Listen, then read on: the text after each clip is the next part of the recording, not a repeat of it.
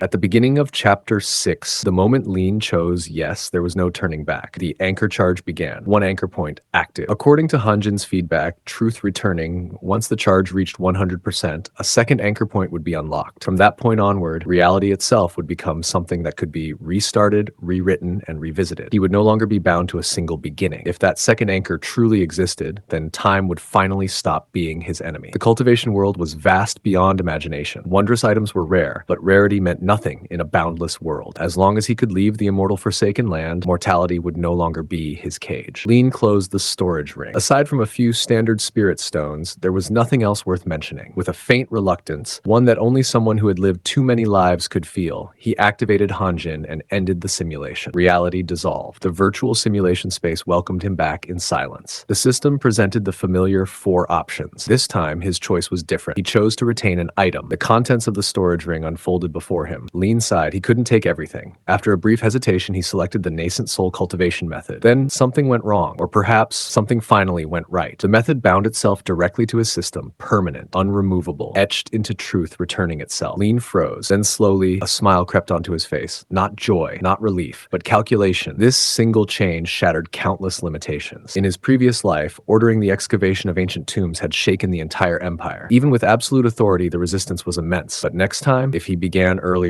if he shaped beliefs instead of forcing obedience, then even the world could be taught to dig its own grave for truth. Time moved on. Lean's 6th life began, and the world changed. Quietly, in the 5th anchor year, an ancient seeking school appeared from nowhere. It brought ancient texts to the capital, texts so refined, so complete, that the court trembled. Change and virtue, southern flower, the Analects, the great learning, spread faster than Arbor could. In the 6th anchor year, the emperor fell gravely ill. Physicians failed. At death's edge, the ancient seeking school presented an elixir. The emperor survived. Faith was born. In the 11th anchor year, a massive tomb robbing case surfaced. Over 100 were arrested. Prefect Li Fan dared not act alone and sent a memorial by 800 Lai Express. A month later, the decree arrived. Not death, enslavement. Sent to the capital. The machine was turning. In the 15th anchor year, the emperor fell ill again. This time, he sought immortality. 100,000 troops were dispatched to excavate ancient tombs across the land. No pill was found. The emperor died with regret. But before death, he abdicated. And once more, Lean stood behind the throne. In the 23rd anchor year, fragments of a forgotten dynasty surfaced. The Qi dynasty. Lean issued a bounty. Whoever found its tomb would be ennobled. In the 25th anchor year, it was found. The tomb of the first emperor of Qi. When Lean entered the main burial chamber, even he fell silent. A ceiling of stars, mountains rising from seas of cloud, paths suspended in emptiness. This wasn't craftsmanship. This was defiance. At the highest peak stood a thatched hut, woven from golden threads. Inside, not an emperor, but an outer disciple, Aing, outer disciple of the Taihang sect, exiled, forgotten, buried as a nobody, yet entrusted with overseeing the Great Migration. Lean felt something cold crawl up his spine. If sects perished before the migration, then someone survived longer than history admitted. Excavations continued. Days later, bad news. A record mentioning flying ark. The attendant tomb had been robbed 1,000 years ago. Something snapped. Lean lost control. The table shattered. Hope, again, was just a reflection in water. He issued another bounty. Bigger. Desperate. Then, in the 35th anchor year, an immortal tomb was found, protected by an invisible barrier. Veterans couldn't touch it. Lean didn't hesitate. He ordered the use of immortal, mortal miasma. Buckets were poured. The barrier shattered. Inside, among the burial goods, an ark. A real one. A flying ark. Lean stood there staring at it, breathing slowly. For the first time in countless lifetimes, hope did not disappear. And that brings us to the end of this part of my simulated path to immortality.